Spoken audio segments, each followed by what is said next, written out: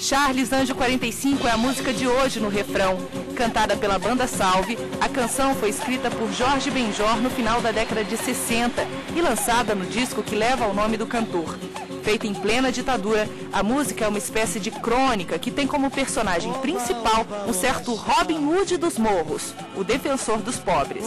O que falam é que se ele supre a ausência do Estado, ele traz benefícios para aquela sociedade ali. Só que existe uma outra sociedade, pessoal que não está morando no morro e que acabam sofrendo as consequências da violência que pode ser provocada pelo domínio do tráfico de drogas, por exemplo, que é o mais famoso, né, que todo mundo sempre está falando.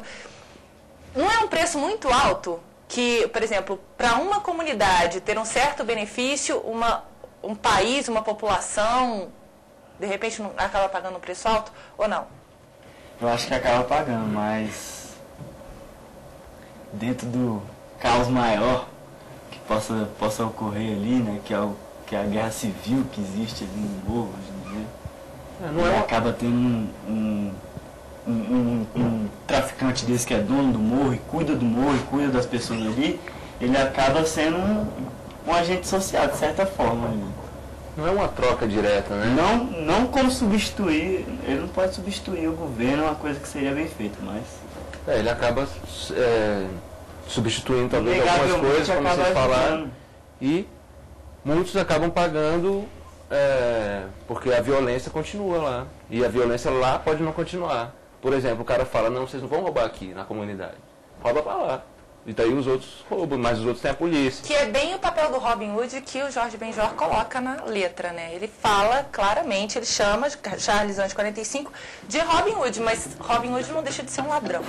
Robin Hood foi um inglês que, diz a lenda, viveu no século XIII. Era um fora da lei que roubava dos ricos para dar aos pobres. O mito se espalhou. Filmes, desenhos animados e histórias em quadrinhos fizeram de Robin Hood um dos personagens mais populares ao redor do mundo. Ele viveu na floresta de Sherwood, interior da Inglaterra, e ficou imortalizado como o príncipe dos ladrões. Assim como outros personagens, é visto até hoje como uma espécie de herói, defensor dos fracos e oprimidos.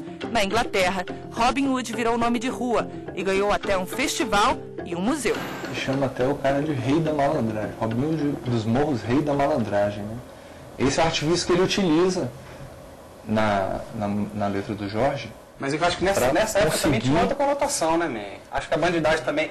O conceito de malandragem era outra história, né? Malandragem não era zoar, não era esculachar.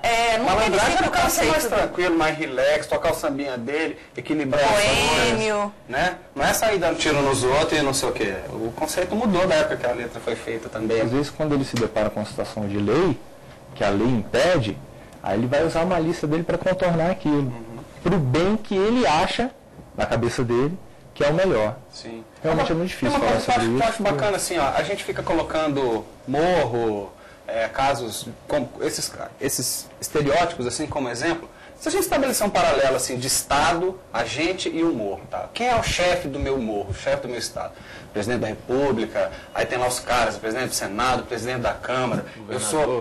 Quem faz a minha segurança é a polícia. Aí eu tô na rua, eu sou extorquido pela polícia, aí eu ligo o jornal, o cara roubou milhões, aí o presidente de não sei aonde fez isso, o presidente do outro não fez aquilo. Quem é o anjo 45 da história? Eu vou confiar em quem?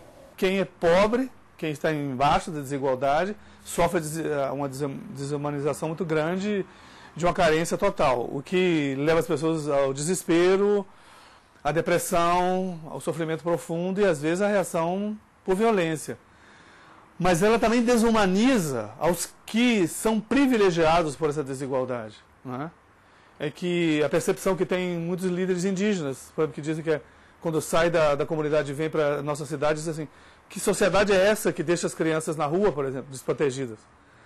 E como nós podemos ser indiferentes, por exemplo, ao sofrimento dos outros, passando ao lado deles? Nós também perdemos a nossa humanidade em grande medida. Então, há uma violência, como se fosse direta, que alguns sofrem, e há uma autoviolência também infringida aos que vivem o privilégio dessa desigualdade, que é um narcisismo exagerado, que é uma das características do Brasil nesse momento, uma quase que futilidade da forma de vida de quem tem dinheiro. Por quê? Porque não consegue dar um passo, na verdade, de se indignar contra essa desigualdade e reclamar por uma maior igualdade. Então, nessa desumanidade, ambos estão sofrendo essa consequência dessa desigualdade. Então, na verdade, na hora de votar, todo mundo acaba escolhendo os donos dos morros? Não diria todo mundo, né? Mas isso tem espaço. O dono do morro pode ser bom ou pode ser ruim? Não necessariamente precisa ser um bandido? Sim. Mas teve uma situação que, num aniversário desses de Brasília, que eu estava lá no meio da esplanada e estava descendo todo mundo de todas as cidades em volta de Brasília, o povo mesmo de Brasília, não a minoria que está nessa redoma aqui do plano. E aí eu vendo aquela massa, aquela galera... Aí eu falei, essa rapaziada que escolhe quem vai mandar aqui em Brasília, né? Eles são a maioria. E o que eles têm para escolher? Eles têm pouca informação. E aí a gente vai parar na questão da informação. Quem tem informação para esse povo? Como é que vai dar informação? Através da educação. E quem é que quer botar quente na educação? Ninguém. Porque educação é coisa de geração. Uma geração, duas gerações. Nem o Fernando Henrique, que era o cara que esperava. Não vai resolver isso no mandato. Tem que começar tem que chegar um cara e falar isso é prioridade de verdade e pronto. Mas no tempo de um mandato... ele saiu. Mas em um tempo de um mandato não é possível você transformar e realmente educar toda uma sociedade. Porque a educação é um investimento a muito longo prazo.